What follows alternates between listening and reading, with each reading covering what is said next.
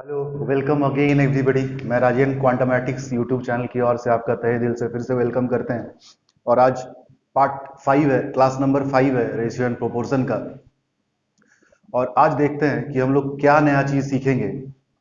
तो मैं कुछ सवालों को पहले से लिख के रखा हूं, इससे प्रीवियस वाले पार्ट को जो देखे हैं वो इसका मतलब समझ रहे होंगे कि इन सवालों को मैंने इससे प्रीवियस वाले पार्ट में डिस्कस करी हुई है।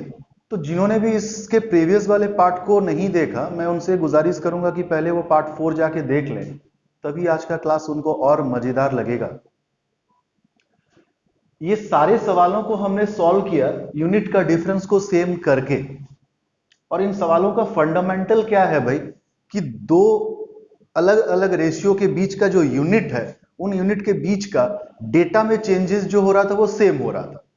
तब क्या होगा जब डेटा में चेंजेस सेम नहीं होंगे। जैसे मैं एक छोटा सा एग्जांपल बोल रहा हूं, इसी क्वेश्चन को मान लीजिए कि दो नंबर है 4:5 के रेशियो में, और जब दोनों में 12-12 ऐड कर दिया गया तो रेशियो बदल के हो गया 5:6। आप समझिए इस बात को कि अगर मैं ये कहता कि इस नंबर में 12 ऐड किया गया और इस नंबर में 15 ऐड किया गया, तब ये जो मेथड है जिसको मैंने प्रीवियस क्लास में सिखाया वो काम नहीं करता, क्योंकि डेटा में डिफरेंस है और अलग अलग डेटा चेंजेस हो रहे हैं। फिर मैं कहता कि इसमें 12 ऐड हो रहा है मगर इसमें 12 सब्ट्रैक्ट हो रहा है डेटा में। तो ये इस तरह के सवालों को यूनिट के डिफरेंस को सेम करने वाला मेथड नहीं कर पाएगा। तो क्या सीखेंगे हम लोग आज नया? Cross product. क्रॉस प्रोडक्ट इतना वर्सेटाइल मेथड है कि आपके इस तरह के सवालों को भी वो करके देगा, और जब डेटा में चेंजेस सेम नहीं होंगे तो उस तरह के सवालों को भी वो करके देगा। तो एक सवाल मैं नया रखता हूं और उसके बाद आपको क्रॉस प्रोडक्ट का कॉन्सेप्ट को समझाता हूं। आज के क्लास का पहला सवाल मैं लिख रहा हूं। तो ये आज के क्लास का पहला सवाल है, वो कह रहा है कि income of two executive A and B is in the ratio 5:3 and their expenses is in the ratio 9:5 if they save 1300 and rupees 900 respectively, then find the income of B. I hope मेरे बात को अब आप समझ रहे हो। Income का ratio दिया हुआ है और एक्सपेंसेस का रेशियो दिया हुआ है, यानी कि दोनों से सेविंग का डेटा को घटाया गया है। और वो जो सेविंग का डेटा घटाया जा रहा है, अब तक इससे प्रीवियस वाले पार्ट में मैंने सिर्फ उन्हीं सवालों को डील करना सिखाया जो घटाया जा रहा है डेटा वो सेम सेम हो। इससे भी 1300 घटता, इससे भी 1300 घटता, इससे भी 900 घटता, इससे भी 900 घटता, तो आपको इस क्रॉस प्रोडक्ट वाले मेथड की जरूरत ही नहीं पड़ती। बट अब आपको एक नया मेथड सीखने की जरूरत है। क्यों? क्योंकि यहां एक डेटा 1300 से जा रहा है और एक डेटा 900 से जा रहा है। तो इस तरह के सवालों को हम कैसे डील करते हैं, पहले तो इसी सवाल से हम आगे बढ़ते हैं। इनकम 5:3 के रेशियो में है और एक्सपेंसेस 9:5 के रेशियो में। कब? जब इसका 1300 रिडक्शन हो गया, यानी कि मैंने अगर उसके सेविंग को हटा दिया और इसमें से 900 रिडक्शन हो गया। तो इसको करने से पहले इसके मेथड को मैं फिर से एक बार आपके सामने रख रहा हूं ताकि आप मेथड को अच्छे से समझ पाए। ये इनकम का रेशियो है भाई। तो income of two executive A and B, मैं ए का इनकम को मान लेता हूं 5x और बी का इनकम को मान लेता हूं 3x। अब हुआ क्या, ये जो 5x था इसमें से 1300 रुपया जो सेविंग है मैंने घटा दिया। तो अगर इनकम से मैंने सेविंग घटा दिया तो ये किसका पार्ट बन रहा है? ये बन रहा है आपका एक्सपेंसेस। तो ये ए का एक्सपेंसेस है। रिस्पेक्टिवली बी का एक्सपेंसेस को अगर हम निकालें तो बी का सेविंग को बी का इनकम में से घटाना पड़ेगा। ये बी का इनकम है और ये बी का सेविंग है। अगर हम बी के इनकम में से बी के सेविंग को घटा दें तो बी का एक्सपेंसेस आ गया। तो इन दोनों का जो एक्सपेंसेस है भाई वो 5x माइनस 1300 और 3x माइनस 900, ये आ गया आपका एक्सपेंसेस का रेशियो। तो आप बताओ एक्सपेंसेस का जो रेशियो वो क्या दिया हुआ है? वो दिया हुआ है 9:5। तो क्रॉस मल्टीप्लाई करके इसको सॉल्व करते हैं। ये हो जाएगा 5 5 25x minus 5 13 6500 equal to 9 27x minus 9 9 8100। तो अगर मैं 25 को इधर लेके जाऊं तो ये हो जाएगा आपका 2x, और अगर मैं 1800 को इधर लेके आऊं तो ये हो जाएगा आपका 1600, यानी कि x का वैल्यू हो जाएगा 800। अगर x का वैल्यू 800 हो गया भाई, तो आपसे पूछा क्या है, find the income of b। तो b का इनकम आप जान रहे हैं कि आपने 3x एज्यूम किया हुआ है, यानी कि 3 into x 800, that is your 2400 rupees. This is your required answer. तो ये स्कूल वाला मेथड है। अब हम चाहते हैं कि इसको इतना एक्सपेंड करके ना करें, इसके लिए कोई शॉर्टेस्ट वे आउट क्या होगा। तो आप इस बात को समझो कि इस लाइन में हम डायरेक्टली जा सकते हैं, दैट मीन्स हम ये वाला लाइन को डायरेक्टली अचीव कर सकते हैं। कैसे? आप देखो ये 25 कैसे आया, तो 5 5 जा 25। आप देखो ये 27 कैसे आया, तो 9 3 जा 27। समझ रहे हो बात? फिर आप देखो ये 6500 कैसे आया, तो 5 इंटू 1300 6500। फिर आप देखो ये 8100 कैसे आया, तो आप देख रहे हो कि 900 इंटू 9 8100। तो भाई कुछ तो है, तो आइए उसी को अप्लाई करते हैं। तो करेंगे क्या हम लोग, इसको क्रॉस मल्टीप्लाई करके बड़ा में से छोटा को घटाएंगे। तो 5 5 जा 25 और 9 3 जा 27। 27 और 25 का डिफरेंस है 2, और ये सारा यूनिट है, इसलिए हम कहेंगे कि भाई 2 यूनिट इज इक्वल टू।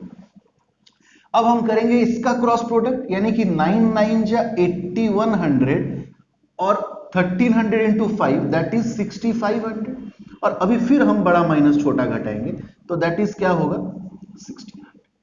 यानी कि आप 2 यूनिट का वैल्यू को कहेंगे क्या कि 1600। देखिए आप इस लाइन को डायरेक्टली अचीव कर पाए, मैं आपसे यही चाहता हूं। इसके बाद और क्या समझना है इसमें, I will explain it to you. ठीक है, अभी बस इस बात को समझिए। 2 यूनिट अगर 1600 है भाई, तो 1 यूनिट का वैल्यू क्या होगा, तो आप कहेंगे 800।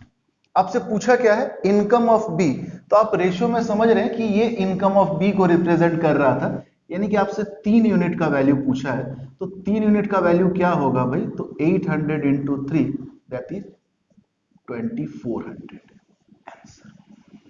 तो आई होप आप इस बात को समझ रहे होंगे। सबसे पहले इस पॉइंट पे कुछ कुछ सावधानी बरतनी चाहिए आपको, उस सावधानी को मैं एक्सप्लेन करूंगा। आप समझो, मैंने पार्ट 1 जब पढ़ाया रेशियो का, तब आपको बताया कि ये यूनिट में 5 है और ये यूनिट में 9 है। अगर मैं आपसे पूछूं कि ये बड़ा या ये, आप कह नहीं सकते कि 9 होने की वजह से ये बड़ा है। ये मैंने आपको पार्ट 1 में ही पढ़ाया। हो सकता है ये 5 250 को रिप्रेजेंट कर रहा हो, और हो सकता है ये 9 ओनली 27 को रिप्रेजेंट कर रहा हो, क्योंकि रिड्यूस होकर ये रेशियो आया है। तो आप यूनिट को देख के ये कतई नहीं समझना चाहिए आपको कि कौन बड़ा है कौन छोटा है, उसके अंदर के इंटरप्रिटेशन को समझना होगा आपको। ये जो रेशियो है ये इनकम का रेशियो, और ये जो रेशियो है ये आपका एक्सपेंसेस का रेशियो। तो आप एक चीज समझिए कि जरूर इनकम बड़ा होगा, इनकम में से ही तो एक्सपेंस करता है, यानी कि ये 5 होने के बावजूद भी इससे बड़ा रहा होगा। तो जब भी आप इसको इससे घटा रहे हैं, तो ये बड़ा है ये छोटा है ऐसा समझ के आप घटाइए। तो बड़ा माइनस छोटा, जैसे आप बड़ा में से छोटा को घटाएंगे तो क्या होगा, जैसे सपोज कीजिए ये 10 है, मैं बोल रहा हूं कि ये बड़ा है और ये छोटा है, तो सपोज करिए 8, तो होगा क्या आंसर, आंसर तो 2 होगा भाई। यानी कि ये चीज पॉजिटिव होगा, इस बात को आपको समझने की जरूरत है। अगेन वही बात, ये यूनिट बड़ा होगा बिकॉज ये इनकम को रिप्रेजेंट कर रहा है, और ये यूनिट छोटा होगा बिकॉज ये एक्सपेंस को रिप्रेजेंट कर रहा है। तो जैसे आप बड़ा माइनस छोटा घटाएंगे, अगेन ऐसा ही कुछ सिनेरियो, यानी कि ये अगेन पॉजिटिव हो। तो इस बात को हमेशा समझ लें कि अगर दोनों पॉजिटिव है ऐसा आपको लग रहा है, या दोनों नेगेटिव है ऐसा आपको लग रहा है, तो ट्रस्ट मी, इस साइन को बॉदर करने की आपको जरा भी जरूरत नहीं है। आप इस साइन को सिर्फ तभी बॉदर करें जब ऐसा हो रहा है कि इधर बड़ा में से छोटा घट रहा है और इधर छोटा में से बड़ा घट रहा है। ऐसा भी सवाल आएगा, तब आई होप आप और अच्छे से इस बात को समझ पाएंगे। सिर्फ जब अलग अलग चीजें हो रही है, एक पॉजिटिव हो रहा है एक नेगेटिव हो रहा है, सिर्फ तभी आपको बॉदर करने की जरूरत है। अगर आप देख रहे हैं कि दोनों बड़ा में से छोटा हो रहा है या दोनों छोटा में से बड़ा हो रहा है, दोनों पॉजिटिव या दोनों नेगेटिव के केस में आप साइन को बॉदर ना भी करें तो चलेगा। आई होप आप इस बात को समझ पा रहे होंगे। अब मैं आपको इस क्रॉस प्रोडक्ट वाले मेथड का वर्सिटिलिटी को दिखाऊंगा कि ये इस तरह के सवालों को भी संभाल देगा और ये इस तरह के सवालों को भी संभाल देगा। ये आपके ऊपर है कि आप दोनों अलग अलग मेथड को लेके आगे बढ़े अपने लाइफ में, कि आप किसी एक मेथड को ही चूज करें, आपको जो अच्छा लगता है। प्रीवियस पार्ट का एक सवाल मैं उठाता हूं। 2 number are in the ratio 4:5। दो नंबर है जो 4:5 के रेशियो में। If 12 is added to both, their ratio become 5:6। उनका रेशियो बन गया 5:6।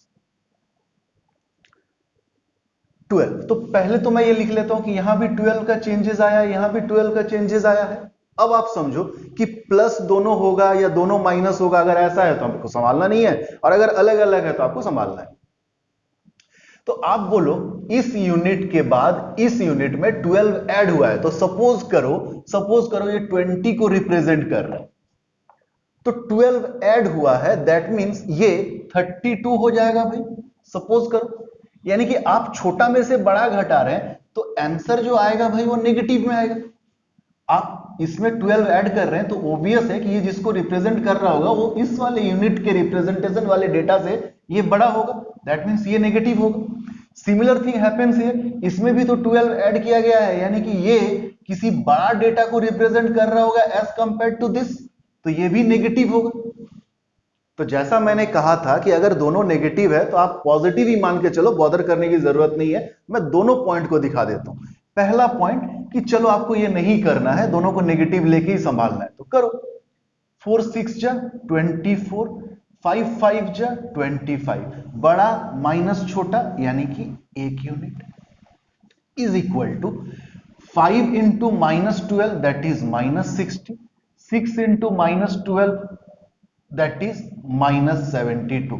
बड़ा माइनस छोटा जैसे आप करोगे तो -60 और -72, -60 इज ग्रेटर देन -72, तो बड़ा में से हम छोटा को घटाएंगे तो होगा क्या भाई, -60 प्लस 72 दैट इज योर 12। तो एक यूनिट का वैल्यू आ गया भाई 12।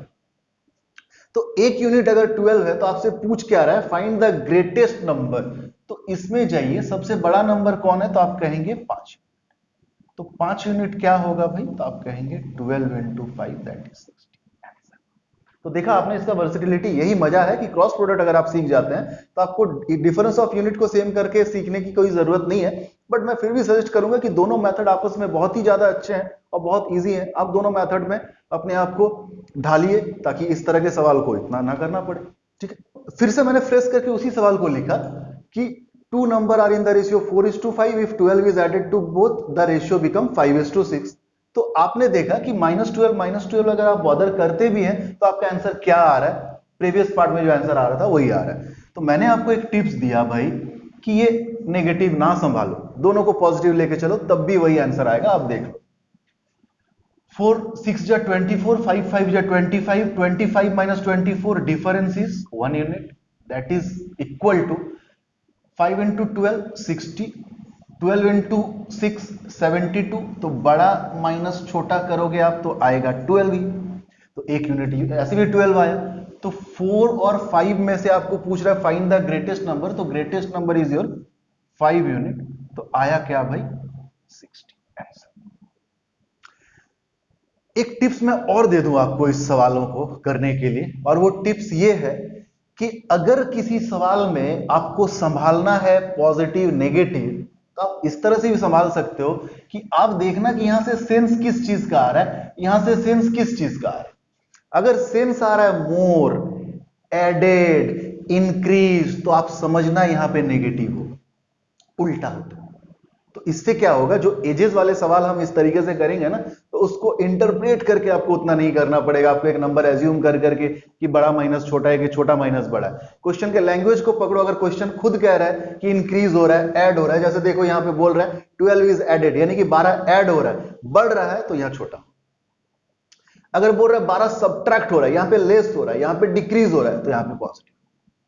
Got my point? ये बहुत आसानी से आप समझ लेंगे, फिर तो आपको उतना इंटरप्रिटेशन में जाने की जरूरत नहीं पड़ेगी कतई। गुड, चलिए बढ़ते हैं आगे। धीरे धीरे ये कारवां बढ़ेगा दोस्त, अभी तो सिलसिला शुरू ही हुआ है। कहते हैं कि जंग में और मोहब्बत में सब कुछ जायज है, तो यही जंग है मेरा और यही मोहब्बत है। देखते हैं क्या क्या जायज कर सकते हैं। Income of two executive, income P और क्यू का किस रेशियो में है भाई? तो आप कहेंगे 7:6 and their saving are in the ratio 9:7 और दोनों का एक्सपेंडिचर है 5,000 प्लस माइनस संभालना है। कैसे संभालेंगे? टिप से संभालिए। ये इससे कुछ घटा है, अगर घटा है तो लेस हो रहा है यानी कि पॉजिटिव होगा, लेस हो रहा है यानी कि पॉजिटिव होगा, दोनों पॉजिटिव दोनों नेगेटिव बॉदर कर रहा हूं मत यार। तो आओ क्या होगा, 7 7 जा 49 और 9 6 जा 54 माइनस 49 कितना? 5 यूनिट। और इधर आओ, दिस 9 इंटू 5,000 और 5,000 इंटू 7 घटाने के लिए आप अलग अलग मल्टीप्लाई कतई मत करो, आप इस बात को समझो। अगर ये डेटा दोनों जगह सेम है तो आप इसे कॉमन भी तो ले सकते हो। जैसे आपको 9 इंटू 5,000 को सब्ट्रैक्ट करना है 7 इंटू 5,000 से, तो आप इस बात को समझो कि भाई अगर 5,000 हमने कॉमन ही कर लिया तो बचा मात्र 9 इंटू 9 माइनस 7, तो यानी कि 2 into 5,000, that is 5 unit is your. तो अगर 5 यूनिट 10,000 आया भाई तो 1 यूनिट कितना आएगा? तो आप कहेंगे 2,000। क्या पूछा है आपसे? Find the income of P, तो पी का इनकम क्या है? 7 यूनिट। तो 7 यूनिट क्या होगा भाई? तो that is 14,000 answer. I hope आप इस बात को समझ रहे होंगे। गुड, अब आते हैं नेक्स्ट सवाल पे, क्रॉस प्रोडक्ट के थ्रू करेंगे हम लोग, ठीक है। An article was sold at 10% loss, एक आर्टिकल को 10% लॉस में, यानी कि सीपी और एसपी का जो रेशियो है मेरे भाई वो 10:9 है। If each of the CP and SP were reduced by ₹75, दोनों को अगर 75 पहले डेटा लिख लीजिए फिर प्लस माइनस सोचिए। The loss would have been 10% more, यानी कि अब लॉस का परसेंटेज 20% होने लगेगा 1/5, यानी कि अब मैटर ही है। आइए क्रॉस प्रोडक्ट करते हैं। 10 4 40, 5 9 45, difference of unit is 5 unit.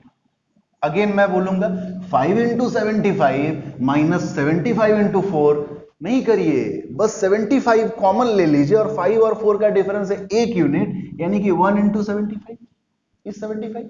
तो 5 यूनिट अगर 75 मेरे भाई तो 1 यूनिट कितना होगा? 15। आपसे पूछा क्या है? फाइंड द सीपी, तो सीपी रिप्रेजेंट किसको कर रहा है? 10 यूनिट को, तो 10 यूनिट का वैल्यू क्या होगा भाई? तो आप कहेंगे 150 आंसर।